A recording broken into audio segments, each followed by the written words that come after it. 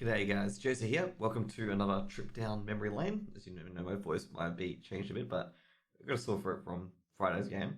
Not Friday's game, yeah, it was Friday's game actually, from CSGO. And welcome to a trip down memory lane. We're going to do some AQ40 today. Now, before we get into it, so I would like to promote my partner down there. Down here, down here, down here. Yep. XLag being my new VPN partner. So basically, I will have a panel down below where you can click my link, and also pretty much what happened is that 20%, you get 20% discount, and 20% of your first month's subscription will come to me, so you can support me, by getting a quick discount, and also supporting me at the same time, and also getting top quality VPN service. I've heard from one of my mates, knowing Snowflake in Vortex, who basically said that, they got a better connection to the Asian servers, and a better connection to the EU servers, and myself got a better connection to the Sydney servers, an even better connection to EU, dropping about 100 ms, and even a better connection to the Asian service, dropping even 80 ms, which is awesome. And I highly recommend you guys just test it out. If it works for you, get a subscription, and you'll be supporting me, you'll be supporting yourself, and you also get a 20% discount to boot. Anyways, guys, let's get back to the trip down memory lane. So here is AQ40, and if you guys want to know, this is a cool thing that I found out before I came in here, and I was like, oh wow, that's pretty interesting. It actually tells you who unlocked the gates. Like, it has the banners here, so it has alliance banners here. I have never actually seen this before. Okay, never seen this. That there's been banners on the scarab wall of AQ. Like, I've never seen it before, so it's interesting. I was like sitting there going, oh, I didn't even realize it. But anyways, here is AQ40. So back in the day with AQ40, you went to the dungeon via this way. So AQ40 was locked behind a war effort and a really, really long scepter chain. You guys may have known from Classic that it's been a bit of a clusterfuck. And basically you got a black Ahn'Qiraji scarab mount for the first people who rang the gong, basically. And if you didn't ring the gong, you got some pretty decent epic loot as well. Like for the chain, you got some really best in slot stuff for certain classes. So for this dungeon, there's a few mob types. So this one used to, like, what you had to do, you had to drain its mana via Hunter's Viper Stings, and that's how you would kill it, okay? And you would need to make sure, like when you do kill it, to make sure it doesn't reach full mana. If it reaches full mana, it kills everyone. So these mobs, okay, you guys may recognize them from, what is it? Nihilofer. But these mobs are quite interesting, okay? These mobs come with a new random ability, and every time you kill one, the others get the ability, okay? And this is why I was so paranoid when I went into Nihilofer the first time, is because I've been to AQ40, and I know these Sentinels pricks here, like they have unique abilities, and that they would spread it out as well. This little pull here was pretty difficult in AQ40. Like, you had to wait for the Eradicator to come out like that and pull it, and then you'd pull the Sentinels back as well. The worst pull was the next one coming up, where you got that Eradicator up there. So as you see here, as per usual, the worst one to get was the Frost Reflect, and the MS one. Like, the MS one was really, really, really bad to get. So the first boss we're going to do is scare him, but before we do scare him, we're going to pull this. So with the Eradicator as well, like, you had to wait for it to come out here before you could kill it. Now, Scarum was a unique little boss because we did Scarum a few times. So what Scarum does is that, I think it's at every 25% or 33%, he splits off into 4 different clones, and all those clones have to be tanked, otherwise he'll wipe the raid. And pretty much you would kill all the clones and then go to Scarum. The thing is, these clones could do a MC ability, and you can have 4 people MC. So you need to kill the clones as quickly as you could, and kill the MC people as quickly as you could. But either way, since it's, we're 120 and Scarum's like level 60, we can just one-shot him, and he dies. Scarum needs to be tanked by a person in melee, because if he isn't tanked by a person in melee, he'll just do Arcane Shock over and I think it's Earth Shock or Arcane Shock over and over and over again, and you wipe 100%. In this dungeon, this is a unique dungeon where you can mount up on unique mounts as well. So basically, when you get into Ahn'Qiraji, the normal mounts that you usually could use, they can't be used anymore. So you need to get onto a unique mount, being, where are you? So you need to get on one of these, and I've got all of them already because I used to farm this for pets. So I've got the Y because it's red. So previously there's a way to build gear. Because you see here, oh shit, should have handed that in, but oh well. See here, basically this guy, you hand in, all the bosses drop a Ahn'Qiraji insignia, and you hand it to this dude. When you get a certain item, actually it's on the other side actually, when you get a certain item, like a armaments or regalia, you would hand it in to the guys on the other side.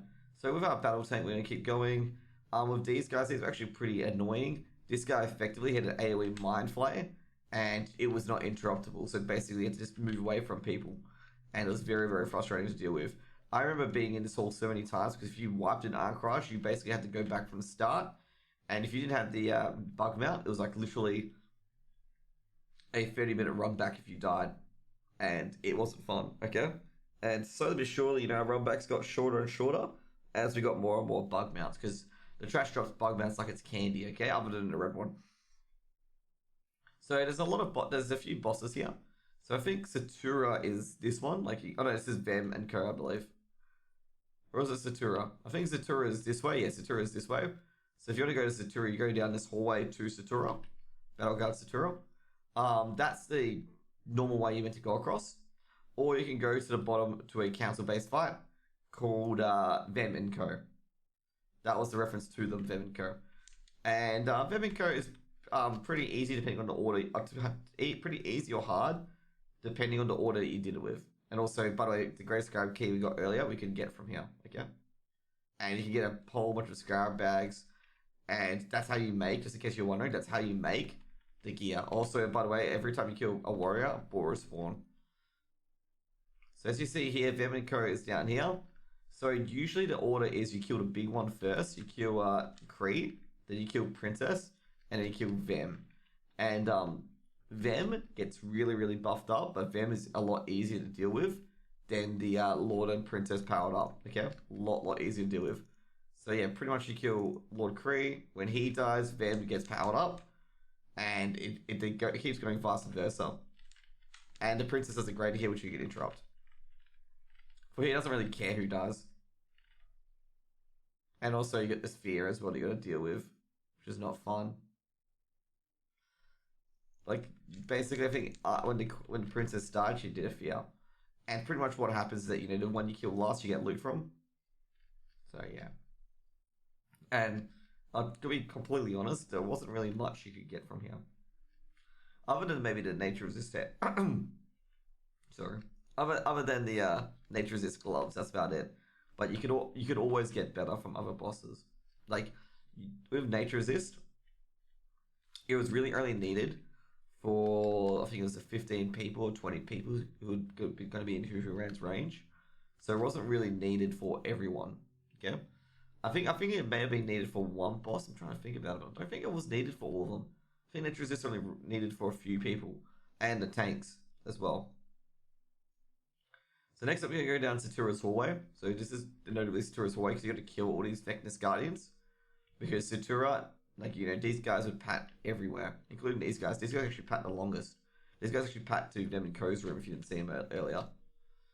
So this is Satura's hallway. You have to clear all this trash. Because these guys have a long aggro range, and they also have a drone ability where they will call everyone around them. So this is Satura. So with Satura, what you have to do is that you have to kill royal guards one by one because they all do the same whirlwind bullshit while you stayed away from Satura. So once you killed Satura, you basically did a circle around Satura. So once you did a whirlwind stuff, you'd kill it one by one. I don't think Satura's royal guards were CCable as far as I know. You had to kill them one by one, and they respawned again. That was interesting. They got 6 of them. But yeah, pretty much you had to do it one by one by one. Like you had to kill her guards one by one by one by one. So then you go down here like this, and basically this is the gauntlet trash. So basically what you did for Fanchris is to get to Fanchris is that you would get the soldiers, you drag them up, you would mount up like this. If you didn't have the mounts in the run, you would basically get someone who did. By this point, you should have someone who can mount up and run. And what you would do, you have everyone else mount up after the person. I think there's a certain nook or cranny because some of these guys have ranged attacks, and you have to get them to a certain corner. And you can actually take it all the way down, but it's not recommended because if you get dazed, you're dead. But generally, tanks don't have this mechanic. So as you see here, you know, they slow you down. And yeah, you know, it's pretty nasty. I'm trying to think where you would stop. I don't know the last one. Like the last one is in this nook here. Where you would AoE all of them down. The main reason why you would AoE all of them down in this area is because the moment you touched the floor here, Actually, no, I think it was in this nook here. Yeah, it was in this little nook. Oh no, that's one of the burrows for the boss. I think where we did it. I think it was here, this little nook here. Because if you went onto the floor here, you would aggro Fankrus. Okay, and when you enter the Fankrus fight, you basically got all the drones, and you straight away went for Fankrus. Okay, so you see here, Fankrus aggro pretty fucking huge, and you would aggro the fight. Okay. Now for the next one, I don't have the weapons to do visitors. Okay. I don't have elemental force. Okay, I'll show you. I'll show you him, but we won't be doing it because I don't have any of the weapons to do him with, and I don't think they've changed him. I think they've made him a lot weaker, but I do not have the weapons to kill him with, which is the elemental striking weapons to do frost and physical damage and stuff like that. But up here is Visitus, and Visitus is one of the bosses in Ahn'Qiraji, which is a really really unique mechanic to do damage to him. Okay. So you had to do a certain amount of frost damage at the start to completely freeze him up. And then when he's frozen, you had to do a certain amount of physical damage. Not physical damage, physical strikes on him. I think it was 50 frost, 50 physical. So pretty much what you had to do was just hit him 50 times with ice attacks and hit him 50 times with physical attacks. Actually, no, if it was 500, I'm not totally too sure actually. And it was within 15 seconds. So basically the frost attacks had to be done within 15 seconds and the physical attacks had to be done within him being frozen for 15 seconds. So basically, with the frost attacks, you could slowly build up the stacks because it lasted for 15 seconds. But when you got to the physical point, you needed to do 50 attacks in, you needed 50 attacks in 15 seconds. And he would break out and he would turn into a lot of slimes. And you had to DPS the slimes down. And it was the only way to DPS visitors. So if you killed all the slimes, you basically killed visitors. Now, anyways, we go for a long, long walk. And this was if you thought Satura's trash was longer, this was even longer, this fucking trash bag. But this trash bag was a lot easier though, like, it was a lot easier. And also you can see here, like, a lot of sand seeping in from the desert in these nests. But it was long, but the trash was pretty easy, okay? Like, there was nothing hard about the trash. It's the first time you see a Ahn'Qiraji Lasher, which is basically a Satura Royal Guard clone. You get introduced to the stingers as well, where you got to spell the poison, otherwise a person gets killed pretty much. And you get to Princess Huhuran. So as you can see here, it's like a giant beehive, and she's like the princess of it. She needs Trank Shot as well. You need Trank Shot rotations on her as well. And she has a pretty large aggro range as well. Like, she has a pretty hard, big aggro range. As you may see, oh no, she doesn't actually, not dead. There it is. Huhuran is one-shottable. When you kill her, you can go to Twin Emps. So Twin Emps is a shorter clear. Huhuran's mechanics was that I think at a certain percentage, it was 30% or 50%, she would berserk and you could not, trank it off. And you had to have 10 or 20 people stack in melee range soaking the bolt debuff and including the tanks as well. And you would have to keep those people alive, and she would spurt out these poison bolts like every 2 seconds and they would stack.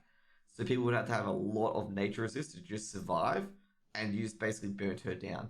Like, everyone else would be in full DPS gear, just burning her down. So for this example, for this area here, this is Twin Amps trash, these guys would have preset abilities, and they wouldn't pass it off to the other dudes. And these abilities could be nasty from the plague, they could be extra ads and stuff like that.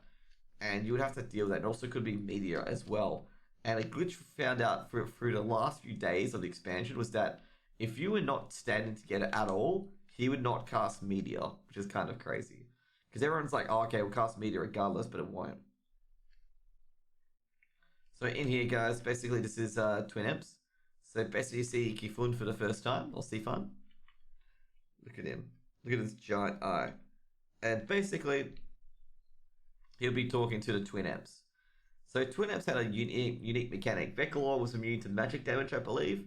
Oh no, Vecalor was immune to melee damage, and Veclinash was immune to magic damage. So you had to have your casters on Vecalor and your melee guys on Veclinash.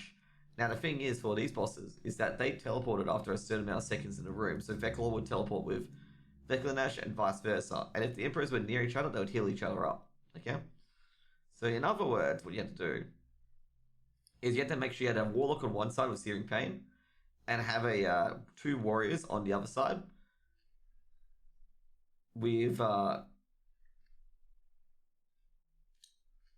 was it? You had to have two Warriors tanks on the other side for Vecanash. You also had to have two Warrior tanks here as well. Like you had to have a Warrior tank here. The reason why you have to have three tanks is because when the teleport happens, the threat resets. The Warlock though, like the Warlock for Veclor, since Veclor's range is 40 yards, the Warlock could actually sit here. And then when Veclor teleports, he could cast, Searing Pain on Veclor again. Because you would tank the two guys here because Veclanash also had a knockback. So you get knocked back into the stairs. Now during this fight as well, the Veclanash and Veclor would raise one of these pets to do something big, either explode or become a tankable mob. And you don't have to tank it and kill it. Usually on Veclanash or another boss. But anyways, here we go. We're going to kill Veclanash because he won't be immune to our abilities. Oh no, he is immune to our abilities. Other than Blade Dance, which is good. But yeah, we had to kill him. These guys also dropped enchants and a regalia that you could use to forge weapons, which is pretty awesome. So next up, we're going to go to Uro, I believe. We can go to Kifan as well, if we want to, but that'll take a while. Apparently we've not killed Twin Imps, even though we just killed them. I gotta love the map where it says we haven't killed Twin Imps. And this is where trash becomes bullshit, okay? There's a trash in here that MCs, and there's also a mana burning fear, okay? And that comes from the Slayers. If they're an LOS of anyone. So what you have to do when the mobs are on like 2%, you have to have the tank warrior just move away from everyone. And this is where all the Scarab Coffee keys are as well. Like I think there's 3 chests in this hallway. Yeah, 1, 2, 3. Oh, there's 4th as well. Shit. But as you can see, there's a lot of if you get a lot of large Scarab Coffee keys, you can use them all in here. Like you can use all of them in here as well. Also, during this little grind, you also get rep with Blue of Nostormu, and there's these things called the Mark of the Quashi or whatever it is. You want to make sure that you do not hand in the marks, okay? Because the reason for that is because the marks will still give you rep after neutral. Like the marks will give you rep regardless, and you want to grind up until friendly before you get rid of them, okay? The reason why you want to grind up to friendly is because after friendly you don't get rep from the mobs anymore. You only get rep from the bosses. So yeah. Also, as you see here, this boss gave the enchants for fret for tanks, and that for healers. I think there's another boss that gives enchants as well.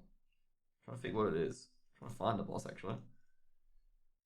Actually, no, I think all the other enchants are from AQ20. Like AQ20 gave a lot of decent enchants for casters. So this is Uro. This is the first time they used the worm mechanic, like the giant worm mob, and you'd go here and Uro would spawn basically. Like just like a bait kind of thing. And then Uro would crush out through the ground. Uro was a very unique boss and had a lot of threat wipes, and it was pure fucking RNG. Let me just put it out there for you guys. Uro was pure RNG, but once you get the basics of the fight down, like Uro became a lot easier. But at the start, Uro was essentially a load of RNG. So next up we go into Kifun, and basically it's a lot more trash, like Kifun trash. Like, if anyone was back in the classic days, Kifun trash was pure evil. Like, these trash mobs were just pure evil. And they were probably one of the most challenging trash mobs in classic, okay? Because, I dealt with it a lot, and oh my god. Oh my god. It was just so fucking annoying, like, so annoying. But anyways, good thing I skipped half of it, and you get to Kifun's room. Coming up shortly, I believe. After that pack, there's no more trash, okay? You just get to Kifun's room. And yeah, final boss of AQ40.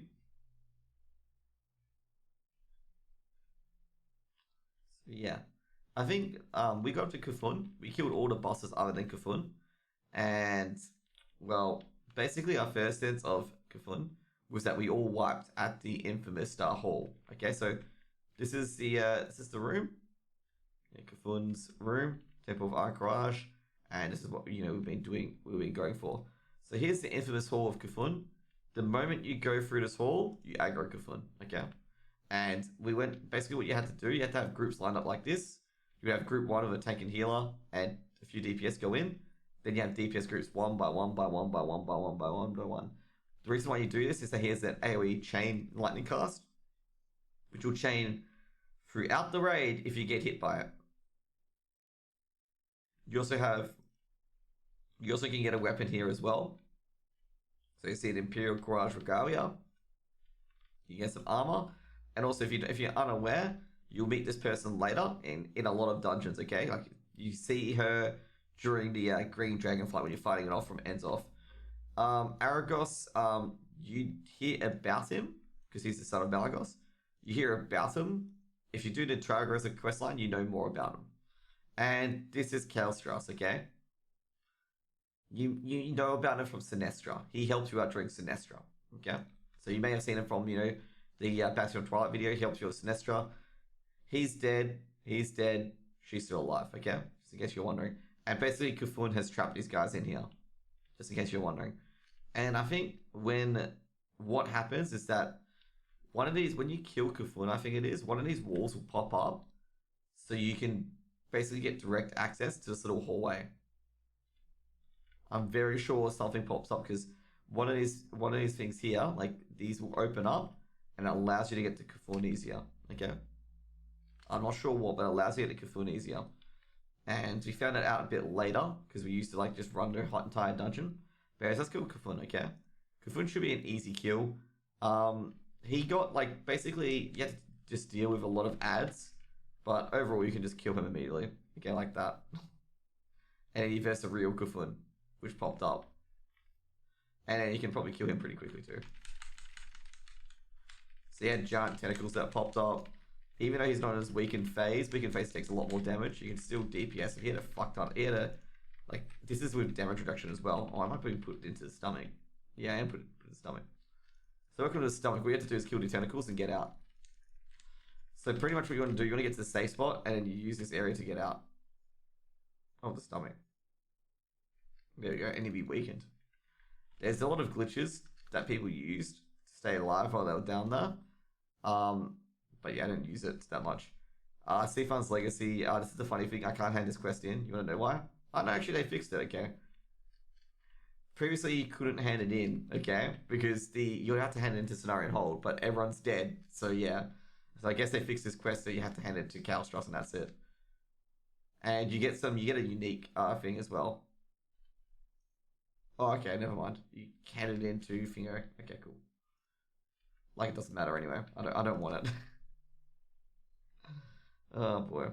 Anyways, guys, that is it for Ahn'Qiraji. Hope you guys enjoyed the walkthrough of it. And yeah, it's a pretty fun dungeon. You guys will definitely enjoy it. It's a pretty testing dungeon as well. A little bit of trivia on Kufun. Kufun was pretty much unkillable, I'm going to say, on the first few things because you could not actually get out of this tentacle phase alive without a lot of little glitch strats. And phase 2 was pretty much the DPS calculation for phase 2. It couldn't be done with the add-ons and the stuff.